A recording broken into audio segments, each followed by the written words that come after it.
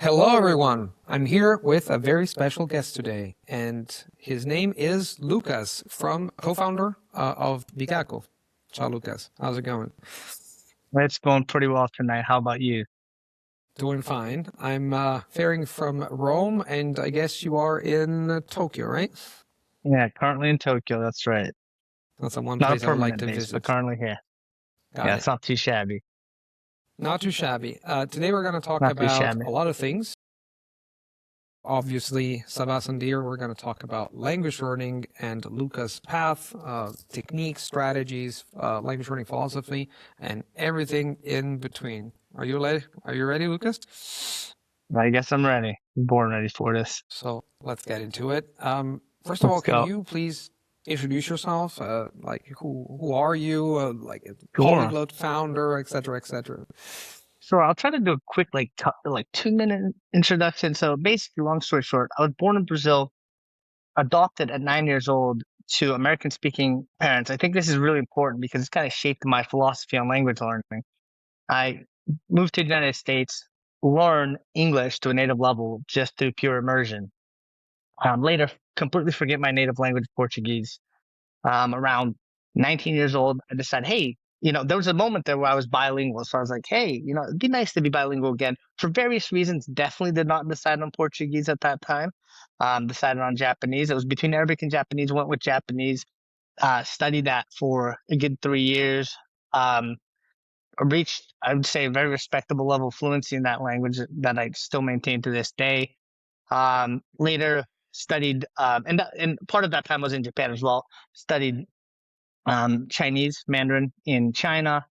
I reached what I would also call a very respectable level of fluency in that language. Later, I did, return to the homeland, so to speak, return to Brazil. While in Brazil, actually, I started my own input learning language school. And Um, basically, as a result of a lot of the things that I discovered there, I decided, hey, it's time to learn programming. I might talk about this a little bit later in the interview. It's time to focus on programming because this school is not going to go well without accompanying software, basically.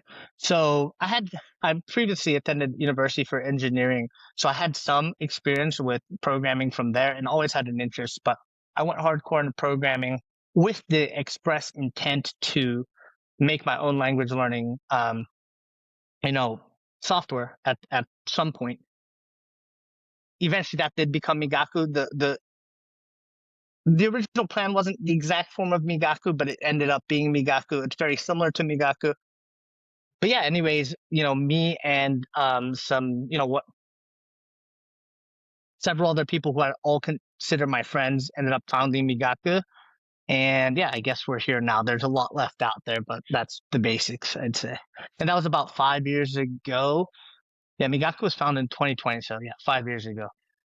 Got it. I mean, technically 2026, but it was late 2020. So yeah. Thank you for the introduction. Gives me and the audience much more insight into a lot of things. I Oh, should say one one more thing thing. too. I dabbled in about 10 different languages total in between while actually studying four or three seriously.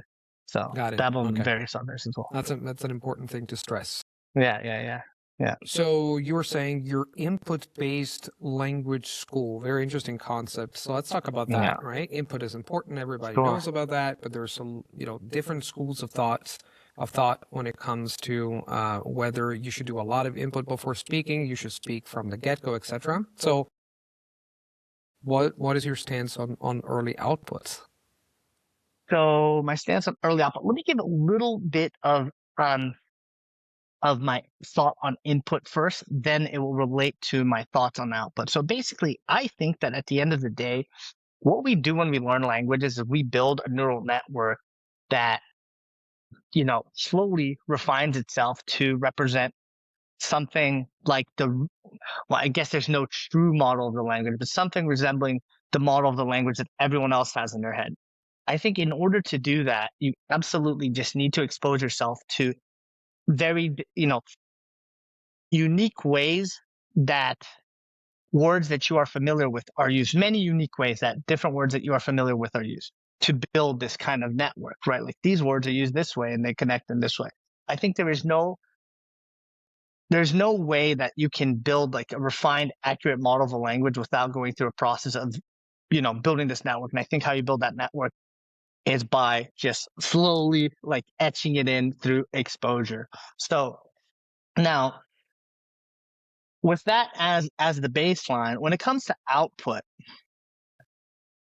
I think that early output I personally wouldn't do a lot of early output except in a couple situations.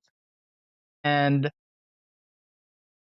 one situation is need, and the other situation is just that it's a good social situation to output in. So I basically draw the distinction, and generally speaking, I did call it social output versus like dedicated output practice. I believe someone needs both of them to really get good at output. But that social output is something, if someone finds it enjoyable, doesn't find it discouraging, I think it's fine for them to output at any stage in the learning process. And the reason I feel that way is because I've personally encountered many people on the internet as well, but some of my close friends who are some of the best language learners I've ever met, they actually output from day one. So I believe that it's definitely possible if someone is a dedicated language learner to output from day one and become an excellent speaker of a language. So I can't say, so as a result of that, I can't make a blanket statement that you just should never output from day one, because it depends on your personality. If you're gonna pay attention to your mistakes, you're going to pay attention to, how your accent might be off, your grammar might be off, and you're going to continue to improve that. It doesn't really matter if you output from day one, in my opinion. But I would say that everyone eventually does need to inspect. That's why I talk about that dedicated output practice. They need to inspect their own output to see that it matches not only the sound system accurately, and if it matches, grammatically accurately to, the language as it exists, in the world, basically. So that's what I was saying. There's a lot of interesting points. The first one is there's no one size fits all solution, meaning that everyone is different. And I completely agree with you. My friend Stefan, who's an excellent polyglot, he likes he likes really producing output from the get-go. Maybe not from day one, but maybe from day 3. While I'm more like an inputter, meaning that I really like getting in a lot of input before I start speaking. Another example, glaring example of the speak from day one school of thought is Richard Simcott. I'm pretty sure you heard about Richard Simcott, who's one of the most accomplished polyglots in the world. He likes speaking from the get-go. He used whatever he has. That's the first one. The second point that I think is important to touch upon is the fact that it's true that output is important to produce. Now, you made an interesting distinction between what did you call it? It was like dedicated output like practice and just social output. Although sometimes it's for necessity too, right? Like, you need to get something done out of the office. Yeah.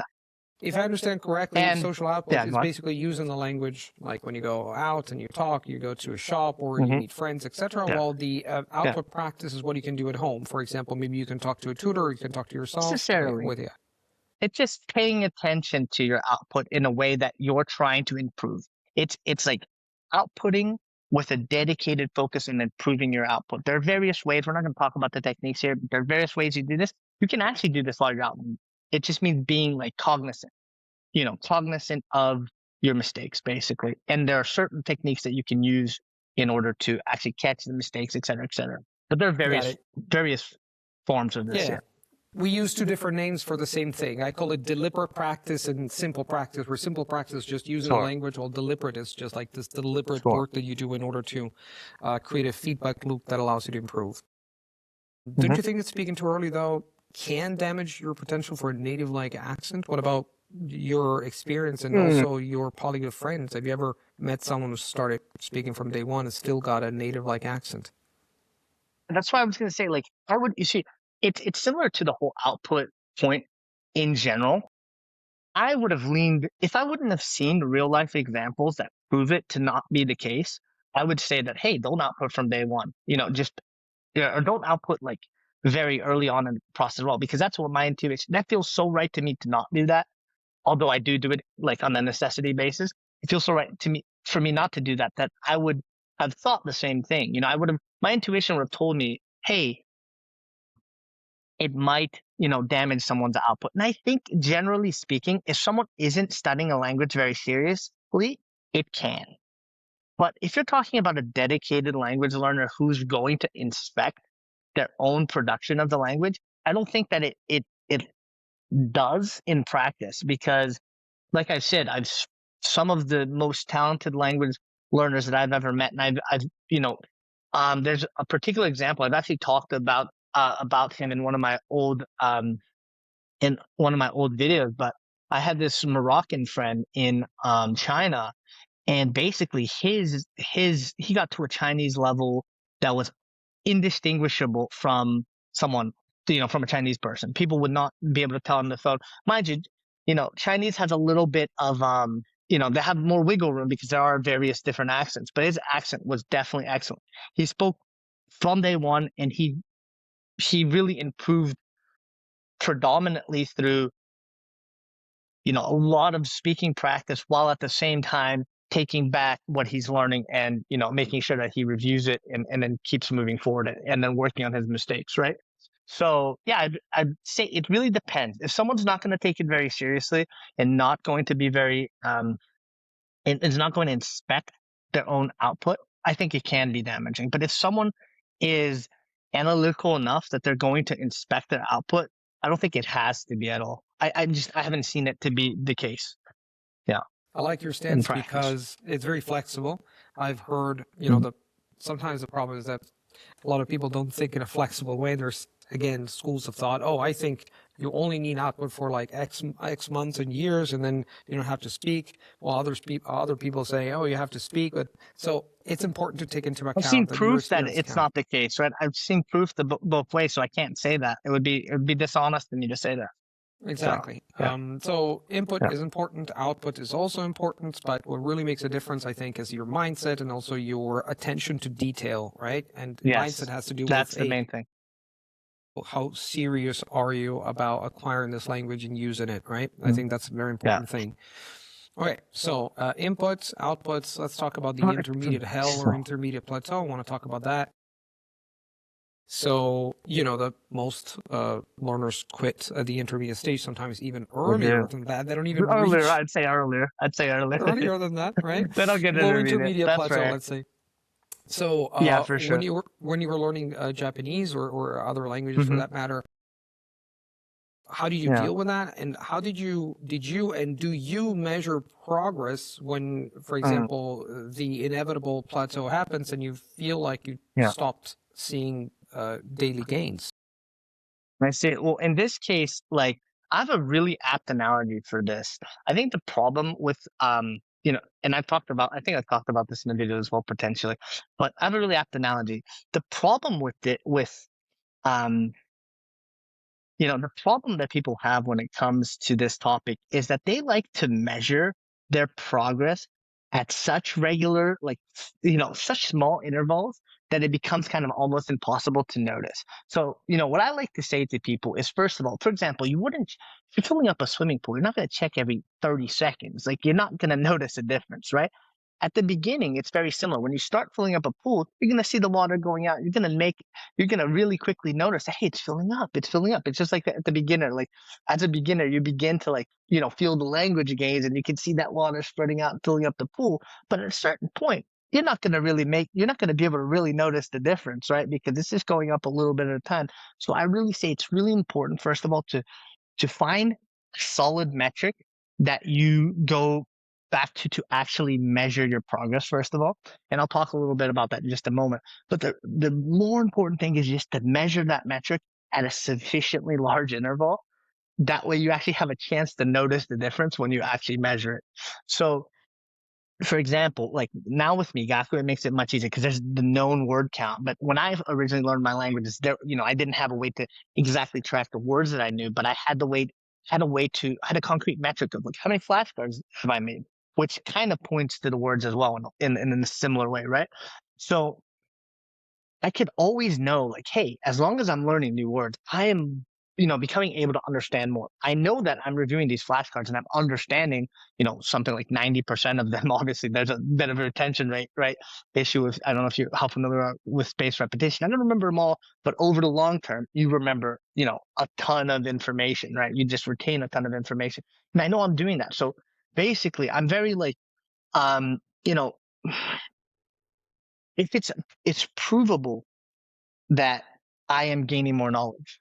And I already know that native speaker, knows 30,000 words, or like an educated native speaker knows 30,000 words. To understand the language, like at a very high level, you need 20,000 plus. I know this, right? You see what I'm saying? And I know that every day I'm making progress towards that. So I don't really personally get this kind of, I know it's a long process, and I know um, that the methodology that I use to retain the vocabulary that I learn and what I'm learning works. So I know it's just a matter of just continuing to act. But I would say one more thing is like a useful technique is to take a particular piece of content that you're interested in and just view that content or read that content at a given interval. Take that content, read it, on day one, then read it again in maybe 4 months, 6 months. Give it enough sufficient time and you will notice a difference. Yeah. So that's right. Thank you, Lucas. That's exactly what I do and what I recommend students, my students at the Smart Language Learning Academy. What we basically say is that how do you measure progress? It's really difficult. You can measure the amount of words, maybe, but then the best way is just grab a podcast that you did 3 months ago, and then you will notice the difference. Podcast, video, whatever. And I also agree with you, that measuring fluency is not an easy feat, but I always say you should focus on the process rather than the goals. People are fixated, when am I going to get fluent? But fluent is a very blurry and fuzzy concept, and you learn in spurts. But I agree with you. You should trust the process, and if you're putting in the work every day, then you will improve and you will get there eventually. Okay, so this is all very interesting. Now let's talk about a little bit about AI. I'm big on AI, AI tools to learn languages and software programs. It depends. There's so many tools. So from your developer's perspective, I want to hear your opinion about AI, how it's changing language learning. Are you using AI? And do you see a future where learning, this is a classic question, becomes obsolete because you got real-time translation and, maybe the desire to connect without a device maybe will save the industry? There's a couple questions there. If we want to talk about like real-time translation, if I can maybe briefly mention that, then I can talk about my own experience with that, how I'm using it. But Sure. real-time translation, I think, it, and I will add the caveat: if we have a future where AI is beneficial to humanity, then I think that even if it were the case that there are universal translators, there should be such wealth in the world that there'll still be more language learners than ever before. I really believe that, because people will want to learn an actual language. It's not going to be the same thing until we get to the point where we can install a language and actually speak it fluently. We can talk about, then maybe people don't, or technically speaking, they are language learning, but that's the newest, latest method of language learning. But I don't think translators will, replace language learning. I think people have, you know, particularly in, more prosperous AI society, I think people will ultimately have this interest in, they'll have more capacity to interact with the world, right? And I think language learning will be an increasingly large part of that.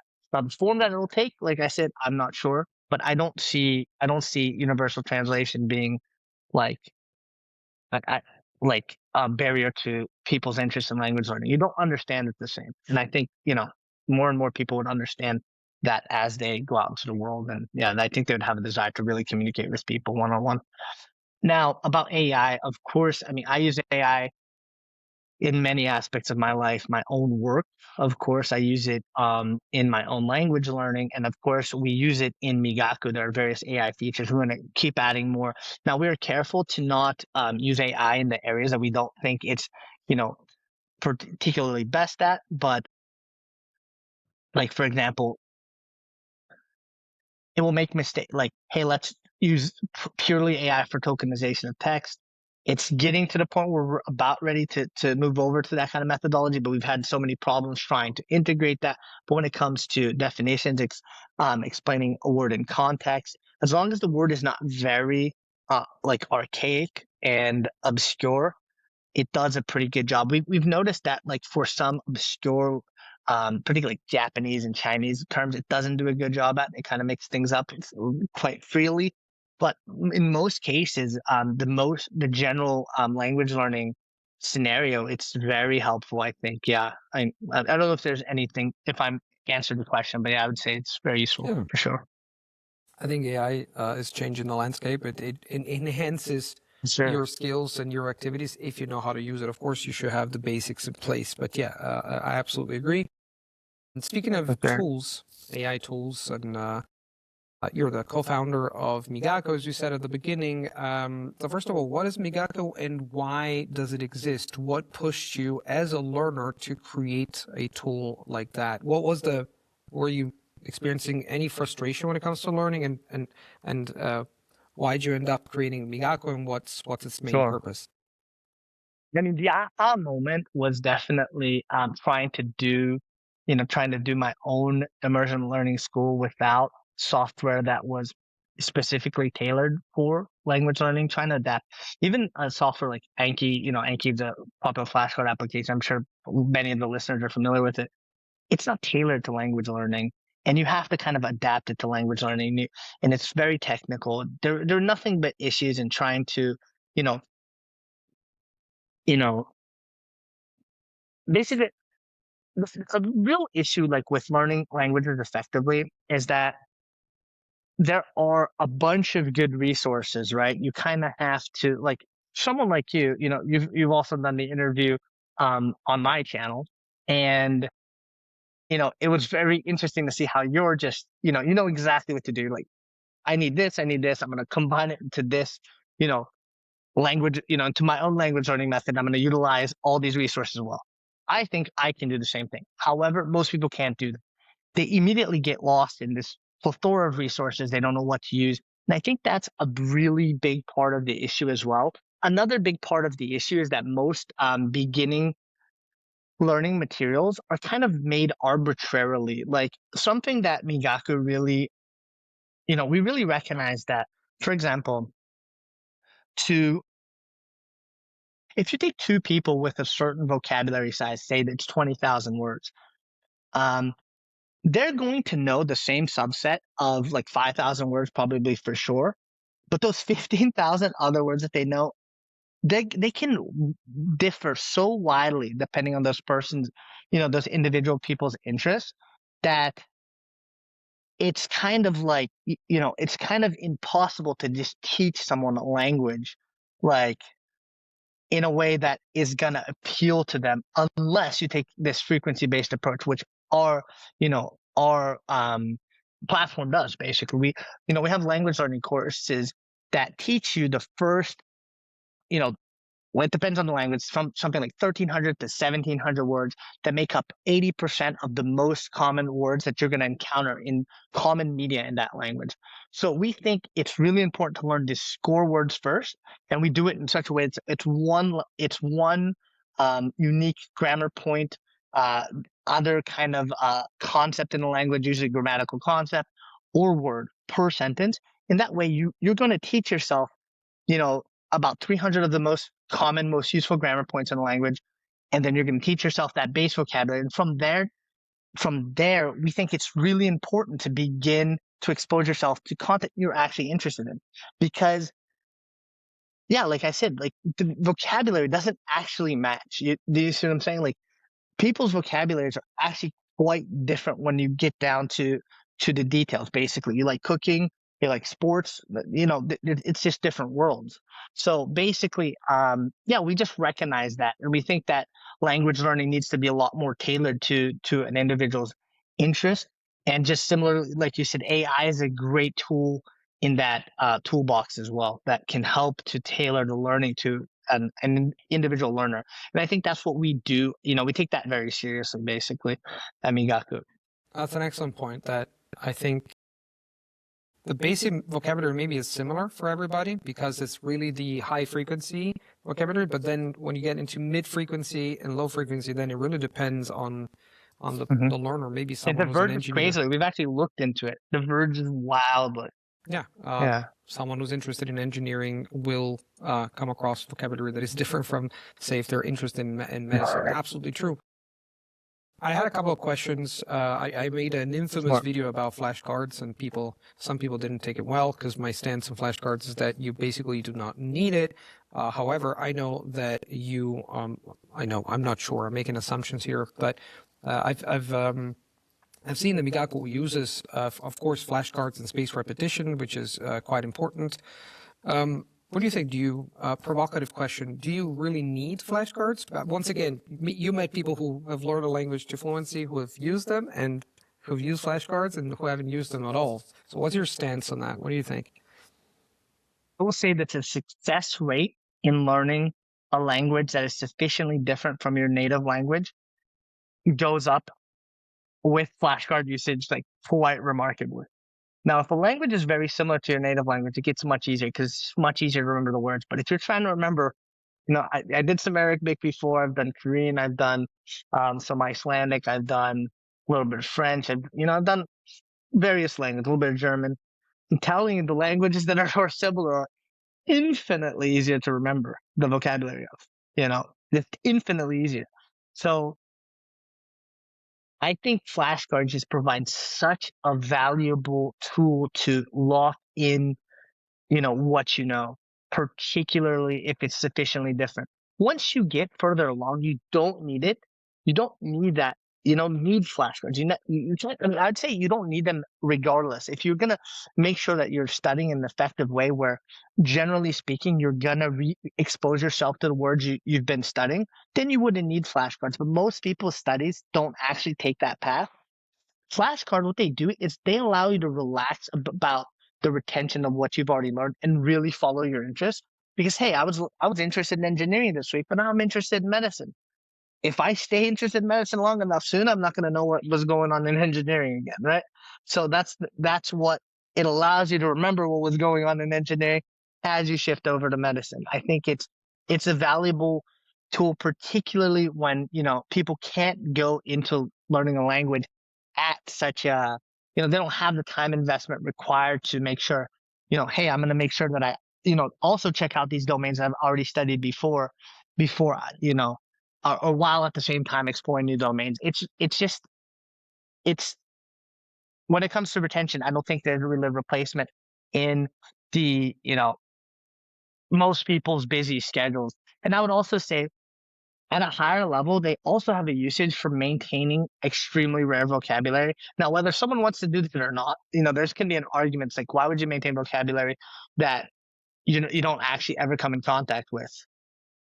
Now, that is a question for that individual who would be interested in that to answer. However, it works very well for that purpose as well. So it depends on your own personal goals if you want to use it or not. But definitely helpful if a language is sufficiently different from your own. It's night and day that the level of success people have based on whether they use flashcards or not if a language is sufficiently different.